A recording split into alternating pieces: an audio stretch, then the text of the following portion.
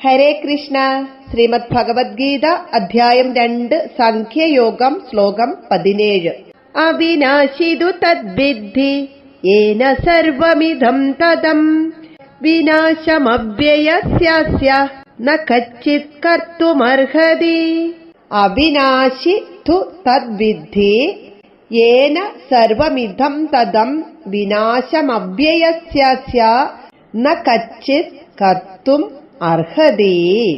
ഈ ശരീരത്തിന്റെ ഓരോ അംശത്തിലും ജീവാത്മാവ് വ്യാപിച്ചിരിക്കുന്നു. ശരീരകോശങ്ങളിലെല്ലാം പ്രവർത്തന സജ്ജമായ ജീവാത്മാവുണ്ട്. സാധാരണഗതിയിൽ അതിനെ സ്വബോധമെന്നോ പ്രജ്ഞയെന്നോ പറയുന്നു. അതിന്റെ പ്രവർത്തനം പരിമിതമാകുമ്പോൾ പ്രജ്ഞയറ്റ് കിടക്കുന്നുവെന്നോ സ്വബോധം നഷ്ടപ്പെട്ടുവെന്നോ നാം പറയും. ഈ ചൈതന്യത്തിന്റെ പ്രവർത്തന ഫലമായിട്ടാണ് ശരീരത്തിന് സുഖദുഃഖങ്ങൾ അനുഭവപ്പെടുന്നത്.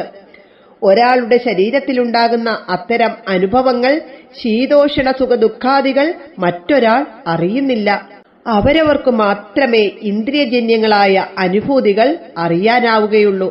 ഓരോരോ വ്യക്തികളിൽ അത് വിഭിന്നമായിട്ടാണ് പ്രതികരിക്കുന്നത്. ഏത് പ്രതികരണവും സൃഷ്ടിക്കാൻ നിദാനമാകുന്നത് ഓരോ വ്യക്തിയുടെയും ശരീരത്തിലെ കോശങ്ങളിൽ അടങ്ങിയിട്ടുള്ള ജീവചൈതന്യമാണ്. ഒരു ശരീരത്തിലെ കോശങ്ങളിലുള്ള ജീവചൈതന്യത്തിന്റെ ആകത്തുകയാണ് ജീവാത്മാവ് എന്നാണ് ഇവിടെ ഭഗവാൻ പറയുന്നത്. ഈ ജീവാത്മാവ് നാശമില്ലാത്തതാണ്. അതിനെ നശിപ്പിക്കാൻ ആർക്കും കഴിയുകയില്ല. ആ സ്ഥിതിക്ക് ഗുരുജനങ്ങളുടെയോ മറ്റു ബന്ധുക്കളുടെയോ ജീവാത്മാവിന് നാശം വരുന്നെങ്കിൽ നിനക്ക് ദുഃഖിക്കാനാവില്ലല്ലോ. ജീവാത്മാവ് ആരെയും വിട്ടുപോകുന്നില്ല. അതുകൊണ്ട് അർജുന, നീ വിഷമിക്കണ്ട എന്ന് ഭഗവാൻ പറയുകയാണ്. ജഡമായ നാമരൂപങ്ങൾ ഉണ്ടായി മിന്നിമറയുന്നവയാണ്.